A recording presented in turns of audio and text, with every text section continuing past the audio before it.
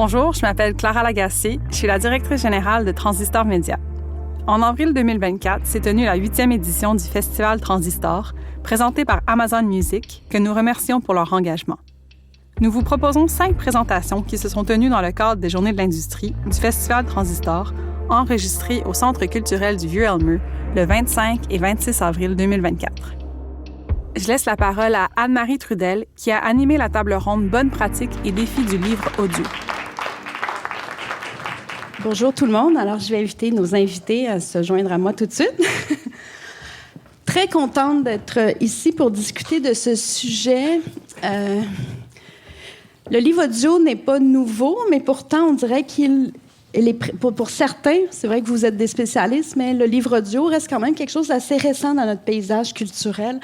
Et c'est intéressant de l'avoir dans le cadre d'un festival sur la radio numérique, donc de voir un peu les frontières avec cette balado que l'on connaît plus ici. Alors, je vous présente tout de suite la brochette extraordinaire d'invités que j'ai avec moi aujourd'hui. Je suis un peu intimidée, honnêtement. Mais c'est bien. Alors, je commence peut-être avec Madame Isabelle Motté. Isabelle, qui est la directrice de Audible France. Elle est avec nous aujourd'hui. Elle a une longue carrière dans le monde du divertissement et elle a travaillé longtemps, récemment à Audible, mais aussi à Amazon Prime, longtemps dans la sélection des différents produits culturels. Alors, merci beaucoup d'être là avec nous aujourd'hui. Bonjour Anne-Marie, bonjour à tous et à tous. Merci beaucoup de me recevoir. Je suis Isabelle Motté, donc effectivement, je suis la directrice d'Audible pour la France. Je suis basée à Paris et je suis ravie d'être parmi vous aujourd'hui. J'ai effectivement une assez longue carrière dans le domaine des produits culturels et des divertissements. J'ai démarré en fait en tant que chef de produit, puis acheteuse, puis responsable de catégorie chez un distributeur français qui s'appelle Leclerc. Ensuite, avant d'intégrer Amazon, où j'ai été d'abord chef de produit pour la musique physique, puis pour la musique numérique. Puis j'ai été responsable de contenu pour le développement des catalogues de livres numériques pour la boutique Kindle. Et ensuite, je suis passée chez Prime Video, où j'ai été responsable des acquisitions pour les séries TV et les documentaires, avant d'intégrer Audible pour m'occuper du développement de la France. Et donc, je suis ravie de partager cette table ronde aujourd'hui pour parler du développement de l'audio. On est très heureux de vous avoir avec nous, effectivement. Je vous présente ensuite Monsieur Antoine Tanguay. Antoine, qui, je me permets d'aller avec le prénom parce que je le connais depuis longtemps, donc éditeur fort connu au Québec de la maison d'édition Alto depuis maintenant une vingtaine d'années. 20 ans l'année prochaine, oui. Et producteur également de livres audio, si je ne m'abuse. Tout à fait. Écoutez, puisqu'il faut se présenter, je vous dirais, je suis éditeur d'étonnant et toujours très curieux de pouvoir explorer de nouveaux médiums pour les écrits d'abord, mais pour le reste, extrêmement ouvert à toutes sortes d'expériences profitables ou pas. On en parlera. Il faut toujours définir le mot « profitable », évidemment. C'est justement l'exercice. On a 1 heure pour faire ça, d'accord? D'accord, merci. Donc, mais je sais qu'Antoine est aussi un éditeur qui, depuis fort longtemps, tend à vouloir intégrer justement la question de la littérature et du numérique. Tu es un précurseur et je vois que l'intérêt est toujours là. Ensuite, je vous présente Annie Reeves. Alors, elle est directrice de production audio-numérique originale de Radio-Canada. Donc, toute son équipe travaille depuis 2019 et toute son équipe travaille au quotidien à de nombreux projets de livres audio et de balados aussi. Alors, merci Annie d'être là, si tu veux dire quelques mots. Oui, bonjour tout le monde. Donc, je connais quelques personnes dans la salle. Très heureuse d'être parmi vous aujourd'hui. J'ai la chance d'être chez Radio-Canada depuis 2019, donc avant que Audio s'appelle Audio. Je dirige donc les équipes, comme Anne-Marie le mentionnait, pour des balados qui sont maintenant très connus. On est choyés de ça. Puis au tout début aussi, je m'occupais de ce qu'on faisait avec les producteurs indépendants en acquisition. C'est vaste notre catalogue, on est privilégiés, puis on a une équipe du tonnerre. Donc voilà, merci beaucoup. Ben merci beaucoup à toi d'être là aujourd'hui. Et finalement, je vous présente Joanie Tremblay. Elle est à la tête du studio Bulldog, je pense, oui, toujours. Mais elle a aussi développé tout un nouveau secteur d'activité qui est la production de livres audio. Vous êtes devenu au Québec, je pense, un chef de file là-dedans. Et surtout, et également, je ne sais pas surtout, mais cofondatrice de la seule et unique plateforme québécoise consacrée aux livres audio francophones. Alors, bonjour. Bonjour, merci de nous accueillir. Et oui, surtout ou pas, là, c'est tellement mêlé tout ça. Production de livres audio au Studio Bulldog qui nous a amenés vers Nara aussi, parce qu'on voulait avoir un lieu qui rassemblerait vraiment toute l'offre francophone, qui ferait rayonner nos œuvres d'ici en français. Donc, c'est venu comme tout naturellement. Mais après, profitable ou pas, j'ai les mêmes questionnements à voir. D'accord, à définir. Je prends 2 petites minutes juste pour vous faire une petite mise en garde. Je ne suis pas une spécialiste. Vous l'êtes tous à votre niveau, vous aussi. Moi, je suis une lectrice. En fait, si je prenais ça personnel, je vous dirais que tout le monde ici travaille pour moi. Donc, je suis une auditrice de livres audio, de balados. J'adore la lecture, évidemment. J'étais au Salon du livre longtemps. Et le numérique me fascine tout autant que vous. Alors, mais prenez une petite mise en garde pour mon niveau de spécialisation dans mes questions. Par contre, j'en ai des tonnes parce que je suis terriblement curieuse. Premièrement, le livre audio, je disais, existe depuis longtemps, mais on sent dernièrement, comme lectrice, auditrice, je ne sais pas comment dire ça, lectrice, en guillemets, vraiment un envol auprès d'un public qui est de plus en plus large. Les promesses de croissance sont immenses. Là, je voyais que selon la firme Grandview Research, on parle de... En 21, le marché représentait, on parle de profitabilité, 4,2 milliards. Et il devrait, le livre audio, passer vers 15 milliards de dollars comme marché en 2027. C'est une progression très, très rapide. On le sait, fort populaire chez nos amis, nos voisins anglophones, notamment aux États-Unis. Est-ce que c'est vrai dans l'espace francophone? Est-ce qu'on observe cette montée en force là, du livre audio? Est-ce qu'on a... Puis, deuxième question ensuite, est-ce que la tendance est la même entre les deux côtés de l'océan parce qu'on a la chance de vous avoir? Alors peut-être, premièrement, sentez-vous cette montée du livre audio là, comme vraiment une puissance importante dans le milieu culturel? Antoine me regarde comme... Oui, certainement qu'on sent la montée. Après, à quelle vitesse, je sais pas. Mais oui, on sent un engouement. Moi, je me souviens de Salon du livre qu'on a fait avant la pandémie, ou en tout cas en tout début, là, où on demandait aux gens, avez-vous déjà écouté ça, un livre audio? Puis on se faisait regarder. Là, c'est pour les aveugles, ça, les livres audio. Non, moi, je lis mes livres seulement en papier. Il y avait vraiment cette espèce de frein-là. Et dans les 2 dernières années, là, on a senti vraiment un engouement. On entend parler livres audio à la radio, à la télé, sur des émissions de grande écoute. Puis on sent que les gens aussi en consomment de plus en plus. Puis quand on va à leur rencontre, ils nous disent « Oui, j'en écoute. » Les jeunes, les enfants, à l'école, on écoute. Donc oui, il y a vraiment quand même une croissance qu'on sent là, dans l'utilisation du format. Oui, en fait, nous, de notre côté, en termes statistiques, on voit déjà une croissance vraiment exponentielle, en fait, de l'écoute de livres audio. Ça continue au fil des années. Ça reste que le Canada et la francophonie, en général, a quand même un gros retard à rattraper pour la mise en audio de ces produits de livres. Donc, il y a encore beaucoup de travail de notoriété à faire, mais la croissance est là. On la sent dans nos données d'écoute, mais même au sein de l'application, chez nos propres utilisateurs, il y en a qui sont encore pas conscients du fait qu'on a cette offre-là de livres audio. Donc, c'est un travail qu'on doit faire tous ensemble, en fait, pour travailler cette notoriété-là autour du médium, pour le faire connaître davantage, pour atteindre ces chiffres-là, atteindre cette profitabilité-là. Voilà. Ici. Mais on reviendra là-dessus parce qu'effectivement, la diffusion, la promotion, je pense que c'est vraiment un enjeu majeur où, en fait, où il se pose plusieurs questions. Antoine, voulais-tu... Parce que J'ajouterais, et c'est pas sur une note négative, c'est que j'aimerais qu'on parle de cette potentialité-là, non pas comme conditionnel, mais au présent. Parce que les livres audio sont là, ils sont produits. Et oui, on peut imaginer qu'il y a moi, je vois pas de hausse notable, ou à tout le moins d'éclaircie à court terme. Malheureusement, même si j'y crois et je continue à y croire, je pense pas ne pas croire en littérature, c'est déjà très mal parti. Mais quand tu disais que le livre audio existe, il a toujours été là. La question, c'est est-ce qu'il est plus portable? Donc, 2 mots-clés. Le premier, c'est la portabilité. La deuxième, c'est la découvrabilité. Moi, je viens d'une époque où on avait des vinyles avec les 4 saisons de Pico. C'était des livres audio. C'est tout simplement le format qui a changé. Éventuellement, on a vu des CD, 8 volumes de la comédie humaine sur CD, et éventuellement, donc, ce téléphone, le MP3, tout ça, qui a permis de diffuser beaucoup plus largement. Mais il y a, je pense, une exception québécoise qui grince présentement, parce que quand on voit la hausse, probablement, et vous me le direz, en France, il y a quelque chose de beaucoup plus concret. Si on parle d'une évolution entre vendre 6 fichiers et 10 fichiers, oui, c'est une augmentation, mais est-elle notable? probablement pas. Vraiment intéressant. Et votre réflexion, vous, sur le marché français par rapport peut-être à ce qui vient d'être dit? Oui, c'est très intéressant et je rejoins ce que vous disiez sur le fait que les livres audio ont toujours été là quand on était enfant. En fait, pour les plus anciens d'entre nous, on écoutait des 33 tours. Et plus récemment, il y a beaucoup de boîtes à histoires qui sont devenues très populaires. Donc l'audio est très présent dès le plus jeune âge. Simplement, le format a changé avec la révolution numérique. Et la différence, c'est effectivement avec la démocratisation des appareils comme les tablettes ou les smartphones, on peut emmener sa bibliothèque partout avec soi. Et puis on constate aussi un élargissement des catalogues. Sur Audible, par exemple, au Canada, il y a plus de 800 000 titres disponibles, donc plus de 20 000 en langue française. Donc il y a de plus en plus de choix possibles aussi pour les auditeurs.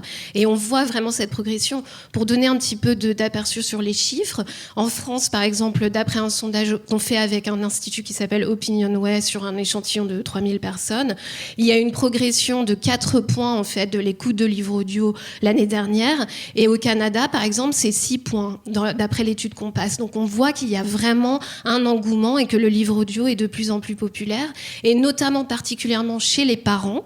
En France, c'est plus 6 points, par exemple, chez les parents, qui sont de plus en plus nombreux à écouter parce qu'ils sont aussi prescripteurs pour leurs enfants, et qu'il y a aussi le côté déconnexion des écrans qui est très important pour les parents. Et aussi chez les plus jeunes, chez les 18-35 ans, on voit aussi qu'il y a de plus en plus de jeunes qui sont très familiers avec le podcast, avec le format podcast, et qui viennent au livre audio.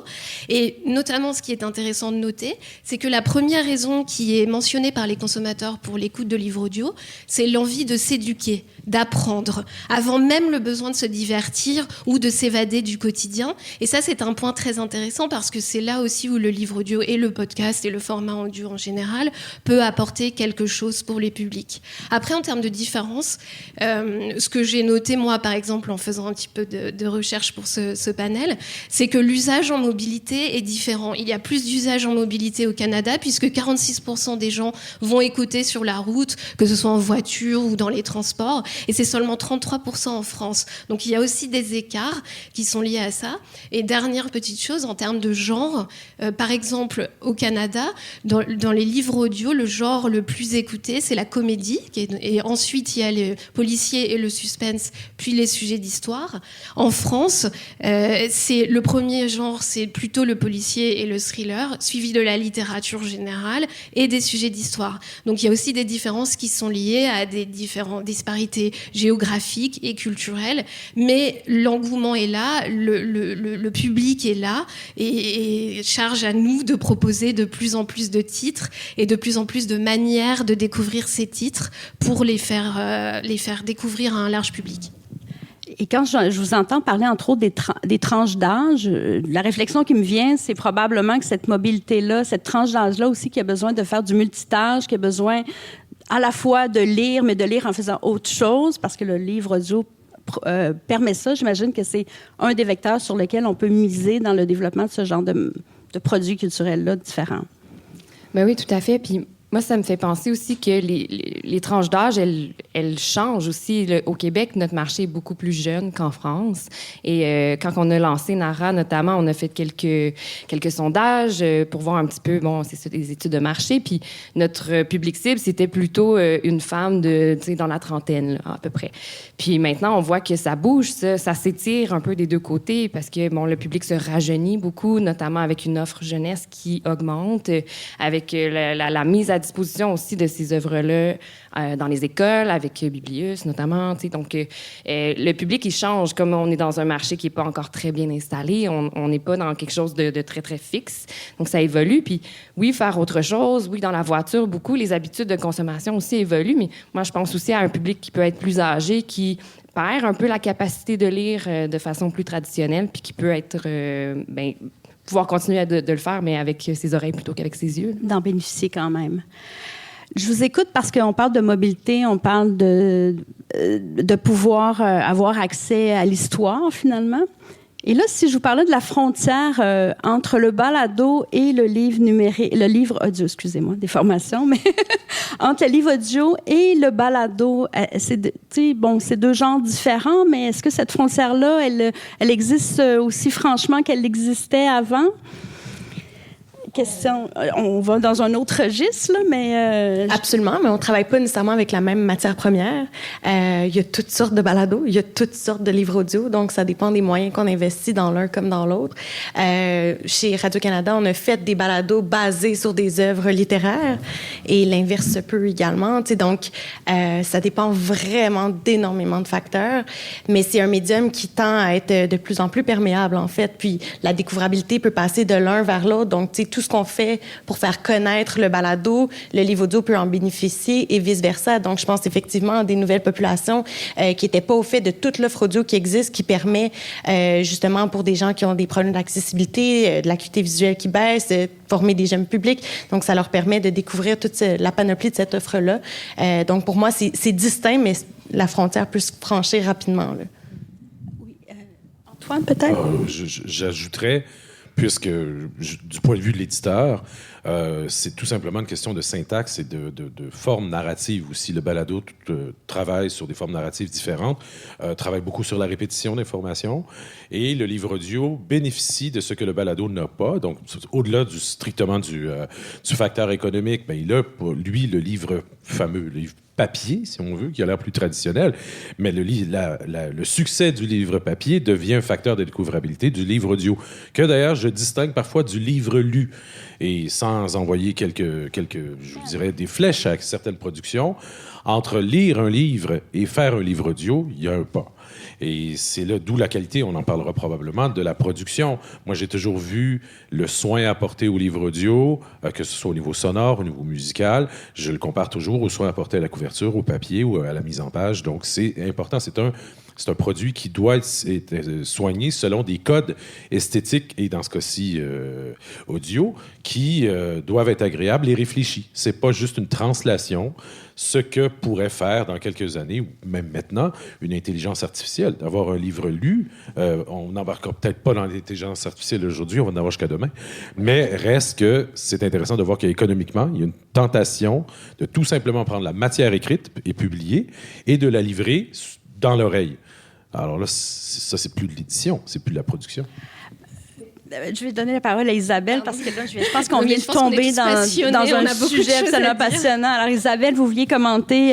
Oui, je voulais commenter parce que je suis tout à fait d'accord en fait avec le côté perméable en fait entre le livre audio, le podcast ou même la création originale ou la série audio, parce qu'en fait il y a un engouement pour le format audio. C'est une expérience, c'est une vraie expérience. Je suis tout à fait d'accord sur le fait que c'est bien plus qu'un texte lu. En fait, c'est une interprétation. Il faut rendre le caractère des personnages, leurs intention simplement avec la voix, et c'est un exercice qui est très complexe et très engageant pour les comédiens qui le font. Et le fait d'engager d'ailleurs des comédiens professionnels, c'est aussi un gage de cette qualité de production et du fait de pouvoir rendre les mots encore plus vivants. Chez Audi, par exemple, on travaille avec des gens comme Léane Labrèche d'Or ou Frédéric Pierre ou Patrick Labbé, et donc ce sont des voix qui mettent en mots d'une façon extrêmement vivante et extrêmement forte ces textes. Le fait aussi de faire appel à des personnalités issues d'autres univers comme Sophie Grégoire Trudeau, c'est une façon de faire venir d'autres publics à l'audio et de faire partager l'expérience en dehors du texte et de son histoire et de ce qu'elle partage dans son livre Entre nous. Ce sont ses propres mots, c'est sa propre voix, donc ça donne une dimension supplémentaire qui tient presque de l'intime en fait. Vous êtes chez vous dans votre salon avec un casque et vous êtes en train de l'écouter, vous racontez son histoire. Elle vous parle directement. Elle vous parle directement, et ça, c'est un lien très important que permet l'audio. Ben, moi, je vous ai vu réagir toutes les deux, là, mais je vais quand même poser cette question-là qui vient vous me parler d'un auteur qui lit son propre livre. Bon, évidemment, la question, là, une de mes questions, c'était est-ce qu'un livre audio est une nouvelle œuvre en soi? Parce que là, j'imagine que ça pose des questions de droit d'auteur, ça pose toutes sortes de questions là, où les lignes ne sont peut-être pas claires. Est-ce que pour vous, le livre audio, parce que j'ai deux questions, mais on commence par celle-là, à moins que vous vouliez vraiment réagir à ce qu'on disait tout à l'heure. Moi, c'est en lien, en fait. Oui, c'est ça. Je réagissais à ce qu'Antoine disait. Beaucoup d'éditeurs nous mentionnent que le livre audio, du moins de comment on le fait, c'est vraiment des droits dérivés. Tu sais, c'est pas le livre directement mis en narration, c'est une nouvelle œuvre. Nous, on travaille beaucoup pour l'oralité, donc pour en faire l'adaptation, donc ça devient un nouveau produit complètement. Tu sais, donc pour répondre à cette question-là, à savoir si c'est une nouvelle chose? Moi, je crois que oui. Puis au-delà de prendre des comédiens de renom connus, il faut quand même porter une attention importante à l'adaptation pour l'oralité.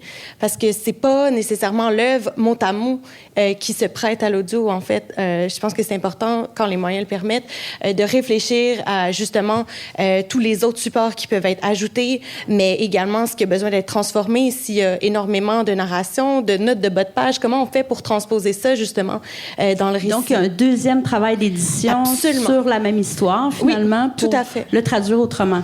Oui, puis c'est pas toutes les œuvres qui s'y prêtent et c'est pas possible dépendamment de tous les moyens, mais je pense que c'est important. Puis de notre côté, on travaille avec les auteurs directement. Donc, ça devient une œuvre dérivée de leur œuvre de base. Donc, c'est quand même différent pour abonder dans le même sens qu'on pense. Le concept de dérivation est intéressant. On a vraiment tous envie de parler. On est tous enthousiastes. Mais je vais essayer d'apporter des petits points auxquels vous réfléchirez. J'aime le mot dérivation, j'aime le mot adaptation. C'est effectivement une autre chose. Je vais vous donner un exemple très concret chez nous. On a fait Les Villes de papier de Dominique Fortier, qui est un livre audio, certes, lu par Marianne Marceau, mais Marianne a aussi, avec Anne-Marie, chez nous, travaillé à faire une adaptation pour la scène. Donc, pour une lecture qui dure grosso modo à peu près 1h30. Donc, il y a eu un processus de coupe qui a été fait, et donc, on a intégré la musique et tout ça, et donc, on en a fait un spectacle.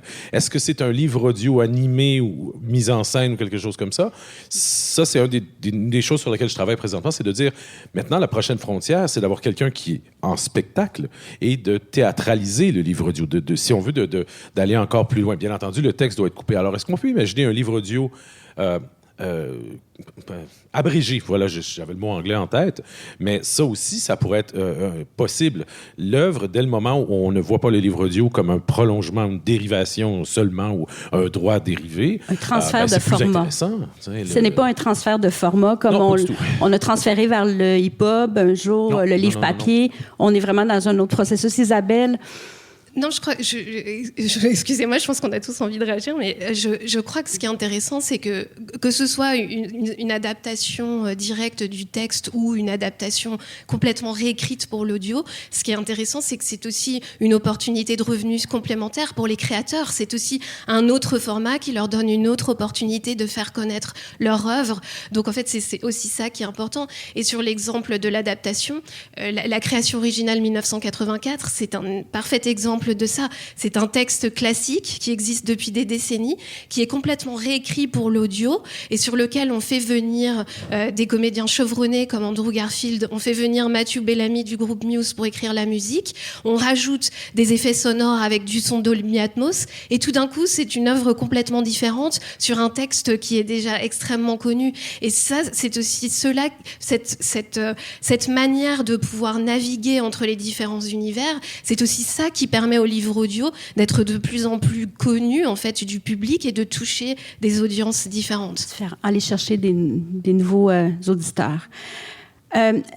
On pourrait passer la journée, on le fera pas, là, sur qu'est-ce que ça veut dire adapter les droits d'auteur, qui devient le créateur du produit du livre audio, alors que on avait quand même un livre qui était d'abord écrit par un auteur. C'est une mécanique qui est assez compliquée. Mais l'auteur initial, est-ce qu'il est... Là, c'est la lectrice en moi qui est curieuse. Est-ce qu'il est souvent la première personne à qui on parle pour lire son propre livre? Est-ce que on appelle ça des fois en immobilier le premier droit de refus ou vous allez y aller selon, parce que c'est quand même des métiers différents que celui d'écrire, celui de rendre à l'oral? Et je pense que ça va dépendre des éditeurs, ça va dépendre à qui on s'adresse. Je sais que des éditeurs comme Antoine vont être très près de leurs auteurs, vont vouloir aller de l'avant, puis si ça s'y prête, parce que c'est pas tous les auteurs qui sont de bons narrateurs, là, c'est pas toujours joyeux comme effet. Fait que des fois, c'est des auteurs qui vont se proposer, ils veulent avoir leur livre en version audio, puis on va faire, mais c'est peut-être pas une si bonne idée. Puis on va travailler avec des comédiens qui sont des narrateurs professionnels et qui en font leur métier. Et c'est un métier, c'est des longues heures en studio. On peut pas apprendre ça par cœur, là. C'est de la lecture à vue. Faut avoir, souvent, c'est des gens qui sont extrêmement doués en doublage, qui vont être très bon en narration de livre audio. Donc, oui, je pense que c'est important d'être, je pense, sensible à cette question-là parce que ça peut très, très bien s'y prêter. Je ne verrais pas un livre de Boucard Diouf narré par quelqu'un d'autre que lui. Là, je pensais à Serge Bouchard. Là, on ne voudrait pas échapper ça. On n'aurait pas voulu. Là. Je pense que ça dépend des œuvres, justement. Quand c'est écrit à la première personne puis que la personne a cette capacité-là de faire elle-même la narration, tant mieux. Par contre, c'est beaucoup plus souffrant pour eux qui peuvent se l'imaginer. Donc, souvent, on prend des ententes avec les éditeurs pour faire des tests de notre côté. Donc, on se dit, parfait, on va l'essayer. Mais de part et d'autre, essayons-le parce que ça se peut que la personne se rende compte que, oh, finalement, je ne suis pas la personne tout indiquée pour faire cette narration-là. Donc, il y a justement aussi une très belle place pour les comédiens qui adorent faire des livres audio. Pour eux, c'est un métier, c'est une branche différente, en fait, de leur métier, de se concentrer seulement sur la voix, sur le souffle, sur les inflexions. Pour eux, c'est très gratifiant aussi de pouvoir, oui, bouger dans l'espace, mais de faire fi complètement de leur apparence physique pour se concentrer sur le son. Donc, les comédiens, en général, apprécient énormément l'expérience et sont heureux de venir en faire. Un autre type de liberté, finalement. Absolument. Antoine, tu voulais...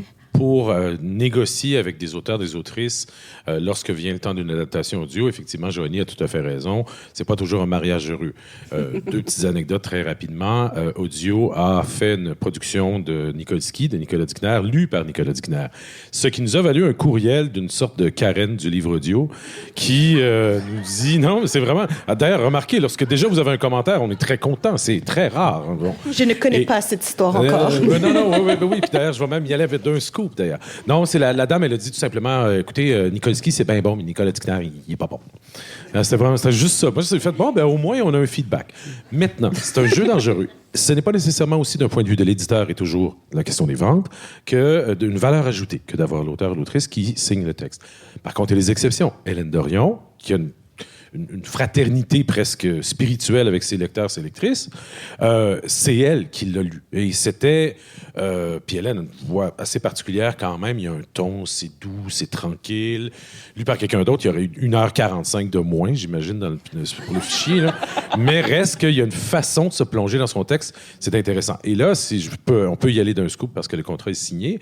Éric Chacour, Annie et moi avons été en contact, fera un test. Et Éric est très conscient de la chose. Il dit, est-ce que je pourrais essayer? Je suis conscient que c'est un métier. Et donc, éventuellement, vous allez voir, est-ce que ça fonctionnera? Est-ce que ça ne fonctionnera pas? Je ne le sais pas. Est-ce que c'est plus intéressant d'entendre Éric de sa propre voix? Je ne sais pas, mais au moins, Audio a eu l'ouverture de dire, on va te donner une chance, tant que tu acceptes un refus ou pas. Oui, je suis assez d'accord. En fait, ça dépend vraiment des projets et de l'adéquation entre l'envie. Et c'est une discussion entre l'éditeur, le diffuseur et l'auteur. Par exemple, en France, il y a assez peu d'auteurs finalement qui se lisent eux-mêmes. Il y a par exemple Pierre Lemaître, mais par exemple Amélie Nothomb, qui est une autrice prolifique, elle dit qu'en fait, elle préfère ne pas se lire elle-même parce qu'elle n'en a pas forcément ni la capacité ni le temps. Et donc, c'est une comédienne de la Comédie Française qui interprète ses livres. Donc ça dépend vraiment du projet. Et sur un projet comme Marvel Wastelanders, par exemple, qui était une adaptation en français, on a été chercher des comédiens et des comédiennes français pour vraiment essayer de personnaliser, de personnifier en fait les personnages. Et donc on a eu la chance d'avoir Catherine Deneuve pour interpréter Black Widow. Et en fait, elle raconte effectivement, Catherine Deneuve, que c'est une expérience assez inédite pour elle et que ça l'a beaucoup amusée parce qu'elle avait déjà fait du doublage, mais elle n'avait jamais fait de l'audio. Et le fait d'être dans un studio et de pouvoir laisser libre cours à l'interprétation sans effectivement avoir des heures de maquillage, les costumes, les lumières, les décors, etc., qui font que les tournages souvent sont parfois un peu avec des temps morts. C'était une nouvelle façon en fait de faire son métier et elle a trouvé ça plutôt amusant. Il me vient une image parce que souvent... des auteurs me disaient, j'ai bien voulu mettre à la télévision, en cinéma, par exemple, mon roman, mais on me disait qu'on ne pouvait pas faire sauter la voiture, que ça coûtait trop cher. Puis on était obligé de changer l'histoire pour s'adapter au coût de production. Là, j'ai l'impression que l'audio, c'est un peu entre les deux. C'est-à-dire que c'est quand même un peu plus compliqué que d'être devant son ordinateur à pouvoir construire les scènes que l'on veut, mais en même temps, c'est pas lourd comme de faire du cinéma ou de la télé. Je fais souvent la blague que c'est vraiment plus facile d'aller dans l'espace en livre audio que de le faire comme en cinéma ou en télé. Je veux dire, des effets spéciaux, ça coûte une vraie fortune, tandis qu'en son, mais toute la créativité peut se laisser aller pour vraiment une fraction du coût, même si c'est quand même coûteux produire un livre audio. Là. Je voulais vous amener là parce que là, actuellement, il y a plusieurs modèles, on produit du livre audio. Est-ce que c'est viable? C'est viable sûrement, mais profitable peut-être. Mais à quel on parle de profit? Ben parce qu'on sait que tu ne carbures qu'au profit, Antoine. Non. Tout le monde sait ça dans le milieu. Je vais tout simplement, en fait, il y a quelque chose, j'ai envie de crier. Ça va être mon moment Guillaume le Métivierge aujourd'hui. Mais pas trop long. Je suis assis à la gauche d'Audio qui offre ses livres gratuitement. Audible qui a la grosse part du marché. OK? Jusque-là, tout va bien avec un modèle qui est encore à peaufiner, donc le modèle d'abonnement dans ce cas-ci, et Nara, ici, qui passe au Dragon hier, et qui, juste avant, il y avait des gens qui vendaient un chariot Gugu en plastique pour 100 000 $. Mais je suis désolé si vous voulez voir l'épisode, mais Nara n'a pas été appuyée. Et ce que je trouve intéressant, puis on l'a vu hier soir, c'est que là, les gens vont s'intéresser au livre audio. Maintenant, qu'est-ce qu'il faut faire pour ça? Le livre audio n'est pas reconnu comme un support qui est indépendant en soi, apte à des subventions, on va dire comme ça, subventionnable. Et c'est pas une pierre lancée à la SODEC, dans le fond là-bas. C'est tout simplement de dire que la reconnaissance des différents formats, elle est crucial. Que ce soit sous forme de crédit d'impôt, qui est le mot en C pour la CAQ, ou sous d'autres formes, il y a un soutien qui est nécessaire parce qu'au moment où on se parle, il n'y a pas de production audio de plus parce que le Fonds du livre du Canada, j'allais dire Nara continuera, Joanie, je peux quand même t'appeler par ton prénom, parce qu'il n'y a pas eu ce soutien-là. On a pu faire de bons et beaux livres audio, mais là, on est au point mort et on bloque. Donc, on parlait de décollage. On ne peut pas décoller si les institutions ne reconnaissent pas les efforts qui sont mis dans ce format-là. Et ce n'est pas juste au nom de l'accessibilité qui était le mot à la mode depuis quelques années. Maintenant, on est dans la découvrabilité qui est l'autre mot à la mode. Mais j'ai pas encore dit le mot paradigme. Mais tu n'as pas dit non plus souveraineté culturelle numérique. Puis ça, on en parle de plus en plus. Mais il y a ça aussi dans le livre audio. C'est qu'on peut s'installer dans un marché qui est encore tout petit, mais qui peut être amené à grandir. On le sait, les chiffres le démontrent. Le livre audio va prendre une grande part de marché du livre. Mais en ce moment, le livre, il faut le dire au sens de la loi, comme elle est écrite, puis ça date. Au sens de la loi, le livre audio et le livre numérique que vous lisez n'est pas un livre. Donc, il n'y a aucun soutien qui est accessible pour la production de... Le livre numérique, par contre, est reconnu. Non, genre un PDF, là, un EPUB, le livre numérique, c'est au sens de la loi, pour que ça soit reconnu, pour être, de la faut loi, que ça soit au sens imprimé. des subventionnaires, donc la SODEC ou le Conseil des arts du Canada, il y a quand même, et patrimoine, le livre numérique est accepté. Maintenant, parce qu'il y a eu une enveloppe aussi qui a été offerte en 2015, un enfant de même. Mais bref, le livre audio On a la SODEC en direct qui répond.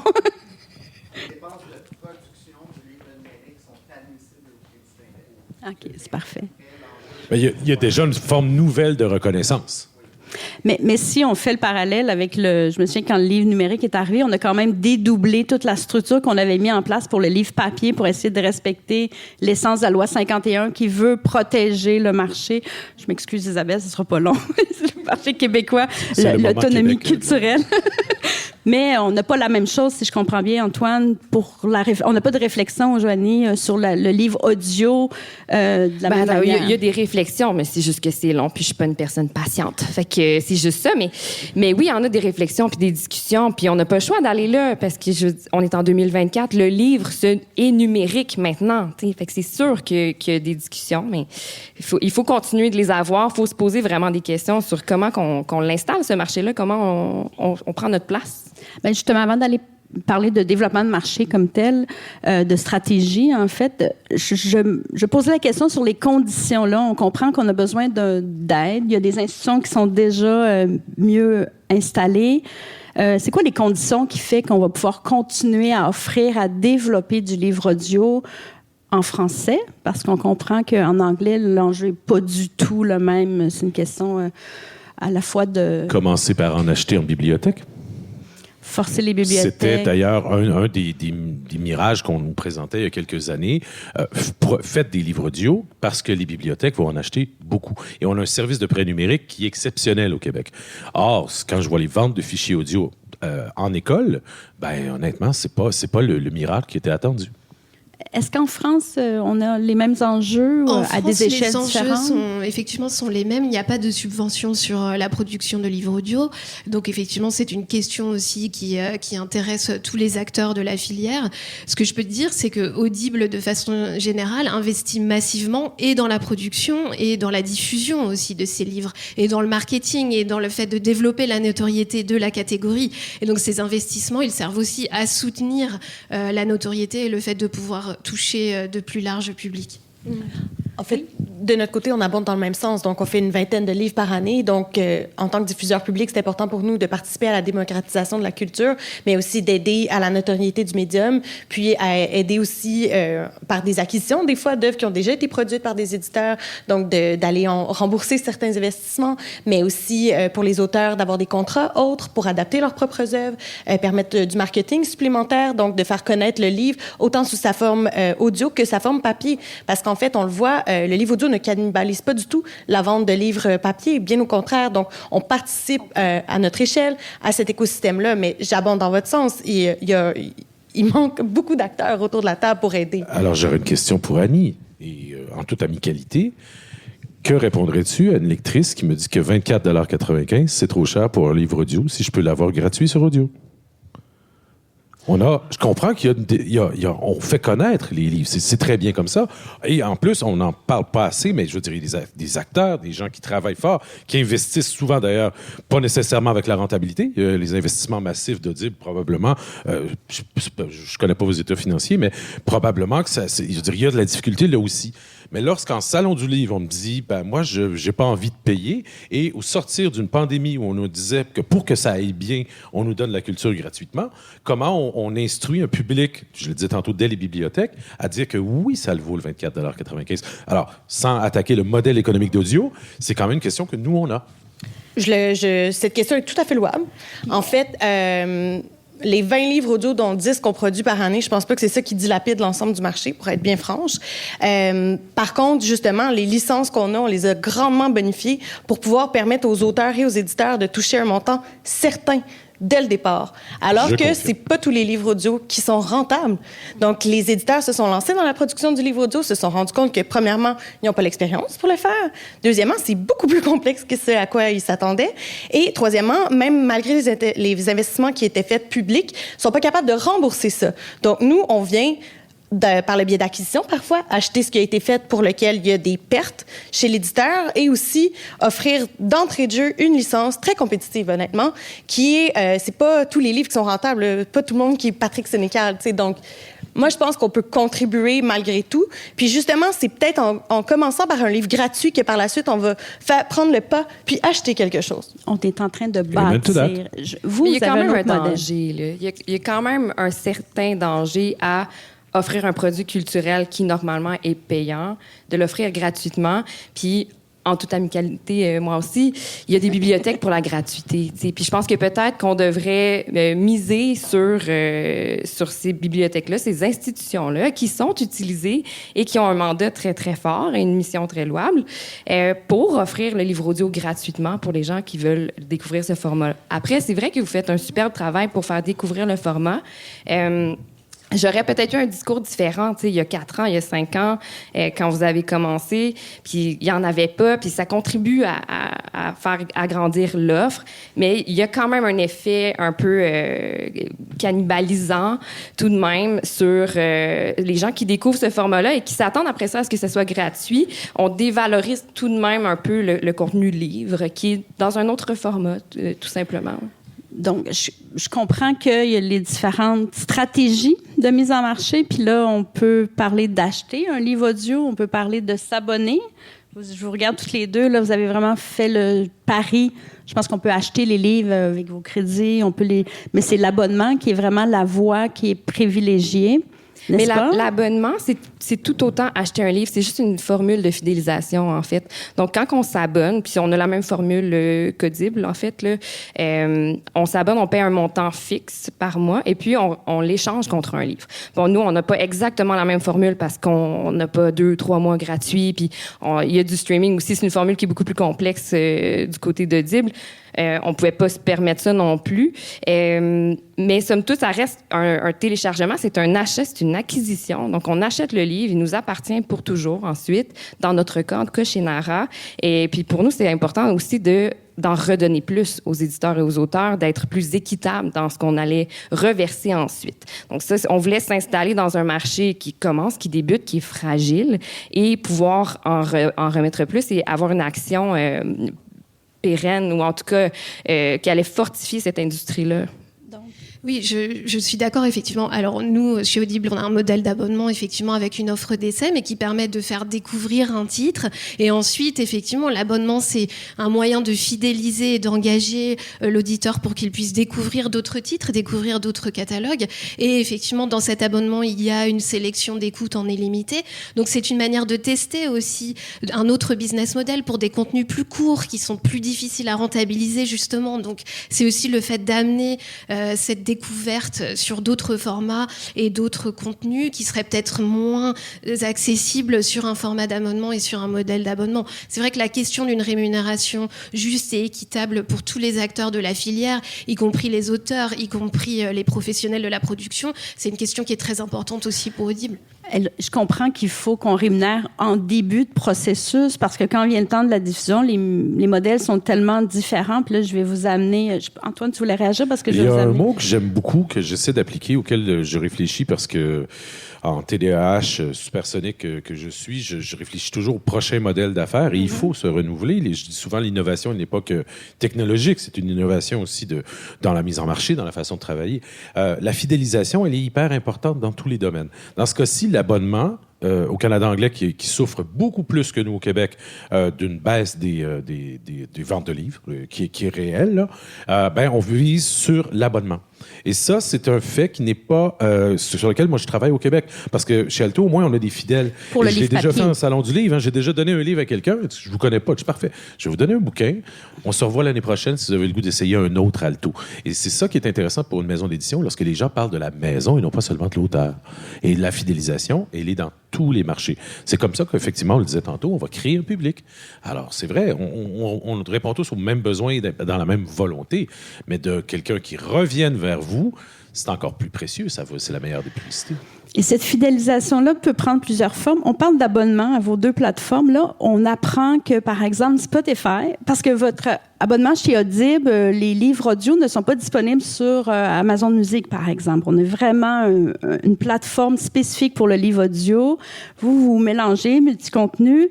Puis là, on apprend que Spotify va rendre disponible avec le même abonnement premium maintenant ce qui était de la musique, du balado. Et là, on va vers le livre audio. Donc, on voit vraiment s'ouvrir différentes stratégies. Et là, ça va être la difficulté peut-être. Est-ce qu'on tombe dans le débat de la découvrabilité? On a 5 minutes, c'est un débat fondamental, mais je pense qu'il vient se greffer dans les choix stratégiques qui sont faits pour faire découvrir. Joanie, Isabelle? Oui, mais c'est qu'il y a différents modèles là, maintenant. Puis au Québec, on découvre ça, mais en France, la compétition sur les différentes façons de s'approvisionner en livre audio, elle est féroce, là, je pense. Notamment à cause de Spotify qui permet le streaming. Il y a d'autres même initiatives européennes qui font même de l'écoute par minute. Donc ça veut dire que si vous voulez écouter un livre audio, vous allez essayer ça, puis après 2 minutes, finalement, j'aime pas ça. Puis l'auteur va être rémunéré quelques sous là, à la minute ou peu importe, là, en bout de ligne. Donc il y a toutes sortes de modèles, ça explose un peu partout.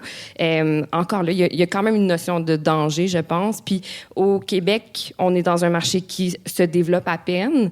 C'est pour ça que nous, on a voulu offrir, oui, l'abonnement, mais aussi l'achat à la carte, puis l'achat par lot de crédit, mais très simple, pour s'assurer d'une rémunération juste pour tout le monde.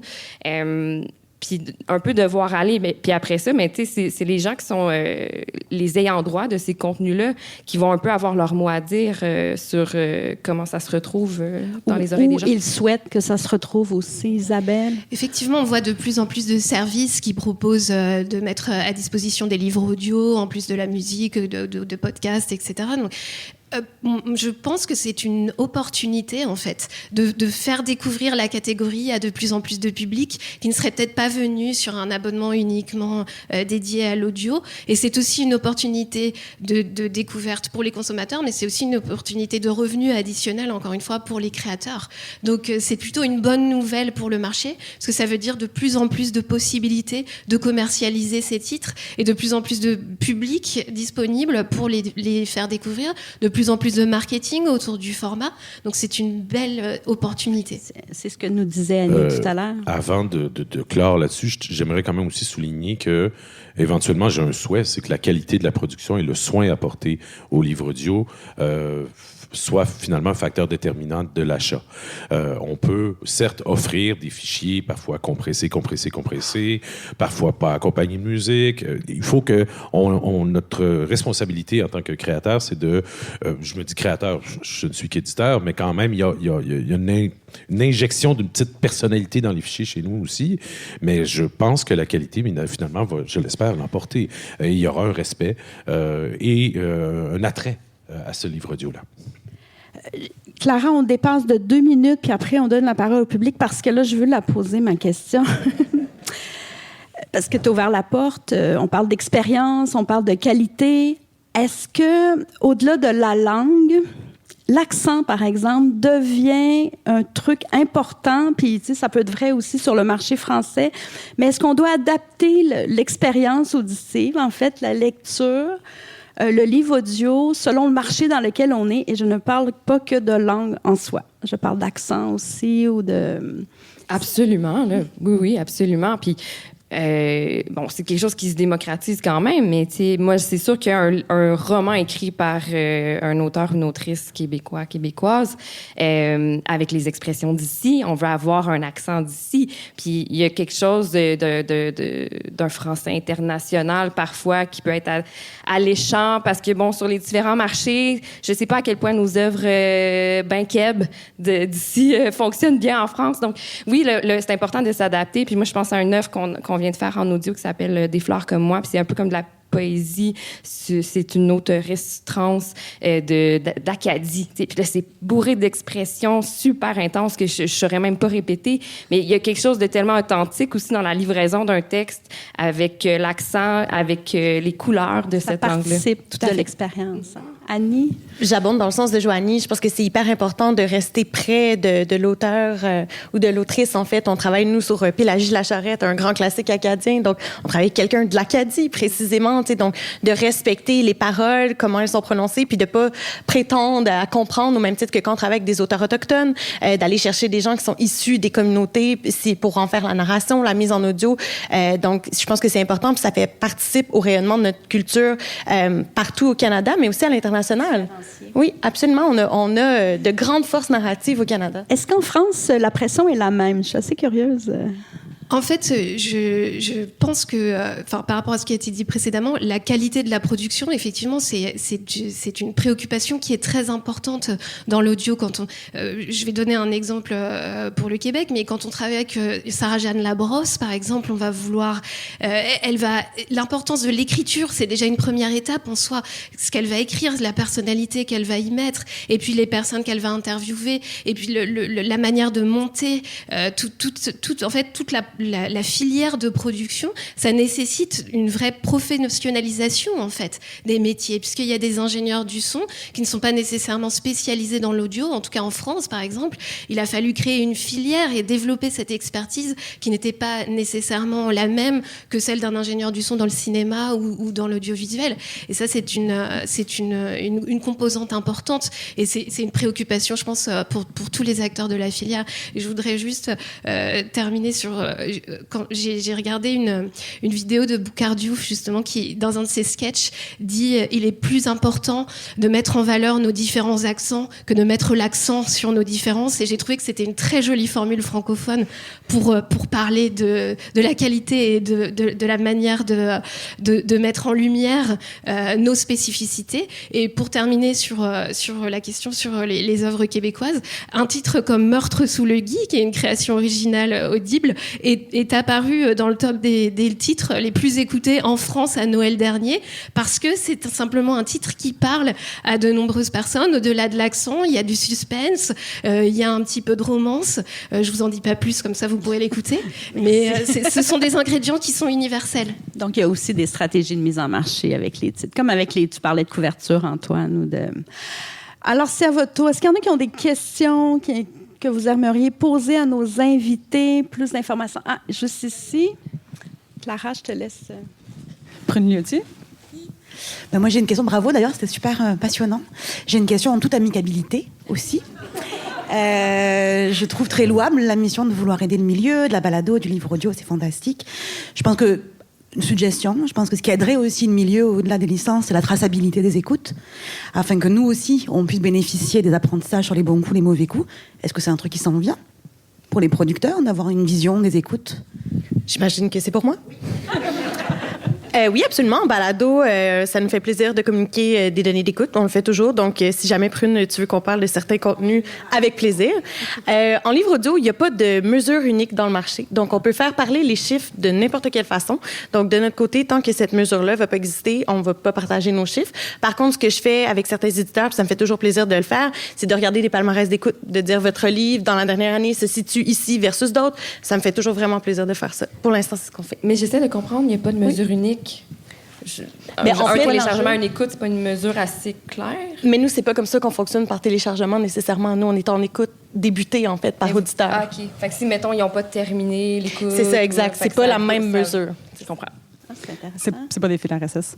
On va prendre une question de Jean-Christophe. Excuse, tu me l'as dit. Dans le marché du livre audio, surtout sur les plateformes, donc ça s'adresse peut-être moins à Alto et Audio, on est beaucoup dans un marché 80-20, donc il y a 80% du contenu qui sera peu écouté. Comment vous gérez cette longue queue, pour utiliser le jargon, considérant que les budgets sont moins là, mais pour les producteurs audio et les comédiens, c'est le plus gros du volume qui est là. Donc, pour eux et nous, c'est quand même important. Ben, je peux pas parler pour Audible. C'est vrai que, bon, dans le livre audio, il y a la notion d'exclusivité, puis ces gros titres-là, on parlait de Sophie Grégoire tantôt, qui attire beaucoup d'audio-lecteurs, puis que beaucoup de titres qui ne seront pas tant écoutés. Après ça, je pense que le nerf de la guerre est quand même dans la plus grande offre possible, puis ça, je pense que toutes les plateformes vont s'entendre là-dessus, c'est de pouvoir offrir un catalogue varié avec des nouveautés, puis c'est vraiment l'enjeu qu'on a au Québec, c'est qu'on est tellement en retard sur la production. Sur Nara, par exemple, là, où on a près de 10 000 titres en français. Là-dessus, il y a à peine le quart qui est québécois ou canadien francophone. Donc, le reste, c'est européen. Puis ils ont des années d'avance de production sur nous. Et comme on n'est pas financé présentement pour la production, mais ça va être les gros titres qui vont être produits, ceux qu'on pense qui vont avoir le plus de succès. Puis malheureusement, mais ça fait que peut-être des superbes œuvres qui auraient pu être mises en audio ne le sont pas parce qu'on se dit, ça vendra pas. On dira pas. Il y a des choix qui doivent être faits. Ouais. Isabelle? Oui, je crois qu'effectivement, l'effet volume du catalogue, c'est quand même un atout important pour montrer qu'il y a une grande variété des genres. Et même si, effectivement, certains titres sont peut-être moins écoutés que d'autres, ça permet vraiment de donner une grande variété. Et c'est ce qui fait venir aussi l'auditeur et qui permet la fidélisation dont on parlait tout à l'heure, pour être sûr qu'au-delà du best-seller, je vais pouvoir trouver autre chose à écouter. En termes d'écart de catalogue, c'est très très intéressant d'écouter ce que vous dites parce que, par exemple, pour donner un autre exemple de l'Europe, en Allemagne, il y a plus de 80 000 titres disponibles en langue allemande, alors qu'il y en a seulement 20 000 en français. Donc on est aussi à des années-lumière de ce qu'on pourrait faire, même pas par rapport au nombre de références en papier. Donc il y a aussi effectivement une notion de rattrapage qui est complexe. Et on parlait des équilibres économiques, donc c'est vrai que c'est aussi un équilibre à trouver entre le fait de pouvoir proposer l'offre la plus large possible, mais que ce soit rentable et pour les diffuseurs et pour les créateurs et que tous les acteurs de la filière puissent en bénéficier. Est-ce que... Oui, question. Pendant que tu te dépasses, comme audio-lectrice, mon Dieu, que j'adore cette expression-là, je vais partir aujourd'hui avec ça. Audio-lectrice, c'est ce que je suis. Il y a la question de la découvrabilité quand même, je la ramène comme... Je vais laisser les questions, mais je veux juste dire que comme audio-lectrice, la difficulté des fois de retrouver des titres, ce n'est pas si facile. Alors oui, un catalogue très large, mais encore faut-il être capable de trouver ce que l'on cherche. Et ça sera un défi, donc il faut de l'argent pour produire, mais il faut de l'argent pour diffuser, communiquer cette offre-là large. Je me suis permis, je suis sortie de mon rôle 2 minutes. C'est OK, vrai. allons-y D'où avec les l'importance de la questions. curation. Ça prend des libraires en livre audio aussi. Si tu as un nouveau mot, nous, on se targue d'être des audiolibraires. Oh, j'adore. Ce qui est le fun, c'est ça, c'est de faire des suggestions de livres audio. J'aime bien ça, moi. J'adore. Coralie Chaussé, réalisatrice.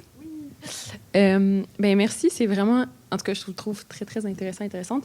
Vous parlez beaucoup de rentabilité, puis moi, je suis très curieuse. Alors, je sais que c'est peut-être une question difficile à répondre parce que chaque livre audio est différent, mais un livre audio rentable, c'est quoi? On le sait-tu, ça? Antoine, vas-y. Alors, non, mais sérieusement, je veux dire, si j'étais à l'argent, je ferais pas ce métier-là.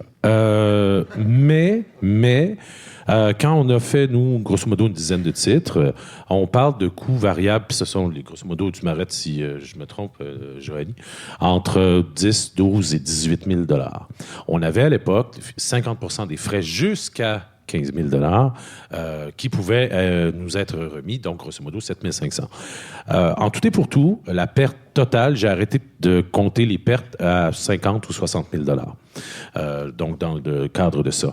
Et pour donner des chiffres, admettons Hélène Dorion, quand même, qui a vendu presque 10 000 copies maintenant. La dernière fois que j'ai regardé les ventes audio, c'était 8 400 papiers et 84 audio. Donc, il y a vraiment un ratio. Pour des titres comme, je dirais, mon Dieu, il y en a un, j'ai Tarmac chez nous, par exemple, dont la musique a été faite par Pascal Lasselin, donc millimétrique. On a fait une cassette, on a fait une trame sonore. J'en ai vendu, je pense, 122 en tout et pour tout depuis 3 ans. Mais c'est pas nécessairement... Donc, la rentabilité, si on la calcule sur le nombre de fichiers vendus, le pourcentage qui revient à l'éditeur, c'est un peu comme quand tu te lances dans une maison d'édition. Si tu juges le succès au nombre de copies vendues, tu te pends après 2 ans. Mais donc, ça dépend des titres, par exemple. On ne peut pas faire ça comme ça. Je le prends vraiment comme quelque chose de complémentaire et toujours disponible. D'où notre responsabilité, à un moment donné, de placer nos fichiers, ce qu'on a fait, sur plusieurs plateformes, selon différents modèles d'affaires. Alors ça, c'est ma part du métier. Est-ce qu'on a raison d'arrêter la production de livres audio parce qu'il n'y a plus de subventions? Je pense pas. Parce qu'on ne s'aidera pas plus à se sortir d'un trou, ou à tout le moins un hiatus de production, qui risque plus de nous faire mal, un peu comme s'il y avait une pandémie du livre audio, et pendant 3 ans, il n'y a pas de production. Il y a plein de bons livres qui sont sortis récemment qui peut-être n'auront pas l'occasion, parce que la fait de la nouveauté, ça joue aussi beaucoup. Les ventes du livre audio se passent autour de la sortie. C'est très important d'être presque simultané avec le livre audio. Et ça a des défis techniques et de production qui sont énormes. Je veux dire, à un moment donné, vous voulez lire le livre, mais il y a encore des corrections dans le PDF. Là. Ça existe. Donc ça, voici le petit bout de l'éditeur. Mais ça, c'est ta situation à toi. Puis c'est vrai que, bon, c'est pas des ventes qui sont très, très hautes. Moi, on produit des livres aussi avec le Studio Bulldog. On a fait des acquisitions, donc on s'occupe de la mise en marché aussi. Puis, tu sais, un livre qui fonctionne bien en audio, il y en a là du 500 000 copies. Ça arrive. Bon, ça m'est pas arrivé à moi, malheureusement. Mais, puis là, en toute franchise, quand on vendait nos livres sur Audible, notamment, on en vendait. Là. Puis, tu sais, j'ai eu des fois, pendant un trimestre, 250 copies. Hey, wow! Là, on capotait. Sauf que le chiffre au bout de la ligne était tellement ridicule, malheureusement, qu'on a arrêté. Puis on a fait comme, on va se concentrer sur d'autres plateformes. Fait que il y a vendre beaucoup de copies, mais si les redevances qui viennent avec ça sont trop minces, ben tu n'as pas plus ta rentabilité. Donc, ça va dépendre où tu vas le vendre, mais il y a l'aspect attractif de Audible. T'en vends beaucoup. Oui, t'en vends beaucoup, mais faut que ça vienne avec. J'ajouterais juste brièvement à ce qu'Antoine mentionnait par rapport au moment de lancement en fait du produit audio. De notre côté, justement, dans la profitabilité puis de notre rôle aussi, on revalorise plein de livres qui existaient, qui auraient été pilonnés en fait en édition, qui pour nous... Dis le mot en P. C'était dans le bingo de mots à cocher, Antoine, aujourd'hui. Il y a paradigme puis pilonné. Donc, tu sais, je parlais de Pélagie Lacharette précédemment. On a fait le coach de Jacques Dussault. Des fois, les éditeurs sont comme « Ah oui? Vous voulez ce livre? » Absolument. Tu sais, nous, on fait des mises en marché conjointes par bouquet. Donc, on peut revenir, en fait, puis remettre de l'avant un livre. Puis c'est pas grave pour nous, au contraire, que le livre ait déjà été lancé en papier. Ça nous dérange pas. On le fait souvent aussi d'attendre un 6 mois, admettons, entre le moment de la mise en marché en papier pour nous arriver en audio. Parfait si vous le vendez en audio aussi, votre copie. Tant mieux, c'est vraiment bon pour le marché. Nous, on va arriver plus tard, puis on va continuer de faire de la promotion autour de ce même titre-là. Puis même, on peut arriver avec un titre d'un auteur qui lance un nouveau roman, puis on peut aider, en fait, à la mise en marché, puis à la connaissance autour de cet auteur-là. Voilà. Reconnaissant. Oui, non, je voulais réagir sur la mise en vente simultanée parce que c'est une vraie problématique. Justement, on parlait de l'élargissement du catalogue. Un livre audio qui est mis à disposition, en même temps que son format papier ou numérique, vend 3 fois plus dans les 30 premiers jours qu'un livre qui est disponible plus tard. Il y a la problématique du marketing et tous les efforts qui sont faits par les éditeurs pour faire la promotion des livres. Ils bénéficient à tous les formats. Et une des façons aussi de pouvoir faire participer les auteurs, c'est de les intéresser à la promotion de leurs propres ouvrages. Les créateurs sont aussi partie prenante, pas seulement dans l'écriture, mais dans la promotion de leurs ouvrages. Et le fait qu'ils parlent à leur communauté, à leurs lecteurs, à leurs auditeurs ou leurs audiolecteurs, c'est aussi une façon de faire connaître ces titres et de développer les ventes. Puis j'ai l'impression qu'on parle de marchés tellement différents en même temps. On a le mini-marché québécois francophone, vous avez le marché français, il y a la machine Audible aussi, Audible, qui peut, marketing, qui peut générer peut-être des effets qui sont un peu différents. Mais j'ai l'impression qu'il y a sûrement un effet de marché incroyable. Clara, je pense que tu avais une autre question pour nous. Oui, on a une question de Maude Petel-Légaré, réalisatrice. Merci. C'est super intéressant. Moi, je me demandais, c'est quoi les critères pour qu'un livre devienne un livre audio? Est-ce que c'est sa notoriété? Est-ce que c'est parce que quand vous le lisez, vous dites « Oh mon Dieu, ça va être bon ». Comment? C'est quoi? Voilà. Ça dépend des producteurs, ça dépend des diffuseurs. Encore là, des fois, ça dépend d'une envie soudaine du moment. Ou, c'est vraiment... je pense qu'il y a des choses qui se prêtent moins. Un livre de cuisine, par exemple. C'est ça, moins en audio. Moi, je tripe sur la poésie en audio. Je trouve que ça place qu'il y a dans l'oralité de la poésie, qu'on retrouve un peu ça dans quelque chose de numérique. On a créé des albums audio, mais c'était ma lubie du moment, puis on en a vendu 12. Fait que je pense que c'est vraiment une question d'envie, de ce qu'on a envie de créer comme créateur aussi, là, de faire en audio. Puis certainement, la sortie simultanée, une nouveauté. C'est sûr que quand on est dans un univers, dans le milieu de l'édition, on connaît les éditeurs, on sait ce qui va sortir bientôt, on se parle, puis comme hey, ça serait vraiment cool en audio parce qu'on sait qu'il y a tel auteur, peu importe, il n'y a pas de critères, je pense, vraiment précis. C'est un mélange. Il faudrait éviter de prendre le critère de la célébrité, même s'il est très attrayant. La célébrité menant peut-être plus rapidement à la rentabilité. Mais si on suivait ce critère-là, on se ramasserait avec une version audio du guide de l'auto, ce qui ne serait pas nécessairement très agréable. Si je puis ajouter, de notre côté, quand on fait les sélections, c'est sûr que ça va dépendre d'une œuvre à l'autre du budget qu'on est prêt à octroyer. Par contre, les romans qui sont à la première personne, donc qui se prêtent davantage à l'oralité, souvent on va aller vers ça. Dépendamment de si on veut faire un multivoix ou un récit à une seule voix, les dialogues, s'il y a beaucoup de notes en bas de page. Ensuite, on l'a fait, on s'est lancé dans l'aventure d'adapter de la BD. On l'a fait dans le passé, on va le faire encore. Faut mettre les ressources. T'sais, on a fait Le Petit Astronaute, qui est un bijou de notre catalogue. En fait, on l'a travaillé avec l'auteur. Ça a été créé vraiment comme un film sonore. Faut être prêt à mettre les moyens aussi, puis à se donner le temps de le faire, en fait. Donc, il y a différents critères, mais c'est en fonction aussi du créneau qu'on veut occuper, en fait. Oui, je suis tout à fait d'accord. Je crois qu'on parlait tout à l'heure des genres qui sont les plus populaires et c'est vrai que c'est un des critères aussi. Est-ce que, par exemple, on parle beaucoup de développement personnel, de bien-être. Donc il y a des catégories qui sont plus évidentes que d'autres et qui sont plus immédiates que d'autres aussi à convertir. La bande dessinée, c'est un très bon exemple. La France est le 2e pays le plus gros consommateur de manga et le manga, c'est extrêmement complexe à convertir en audio. Et quand on fait une création comme The Sandman, par exemple, chez Audible, c'est une création qui tout de suite prend une ampleur quasi cinématographique parce que c'était d'abord des comic books, puis une série télé, puis une adaptation audio. Donc, ça nécessite beaucoup d'écriture, de réécriture, de moyens de production significatifs. Donc oui, effectivement, on ne peut pas le faire sur tous les titres et il faut bien choisir ses projets.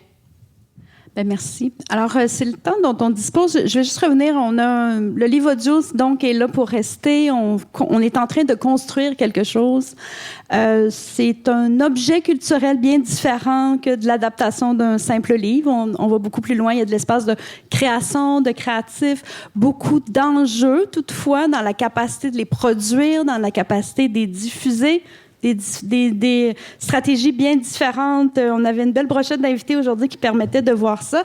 Puis si on avait eu une autre journée et demie pour la table ronde, on aurait pu ouvrir sur l'intelligence artificielle comme un joueur qui viendra jouer dans les quilles. Qu'est-ce que ça pourrait être avec la voix de synthèse, donc ça ouvrira d'autres défis. Mais pour l'instant, qu'on se concentre, et moi, je vais être une très heureuse...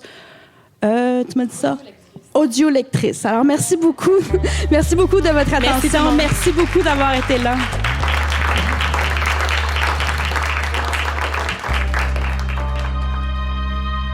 Cet épisode a été enregistré, monté et mixé par Jean-Sébastien Côté.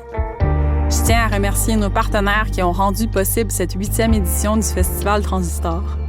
La Fabrique culturelle de Télé-Québec, Radio-Canada Audio, la Maison de la culture de Gatineau, l'Ambassade de France au Canada, la Ville de Gatineau, le Conseil des arts et des lettres du Québec, Tourisme Outaouais, 4CPA, Culture Outaouais, l'Ambassade culturelle, les Rencontres internationales du documentaire de Montréal et la microbrasserie 5e Baron.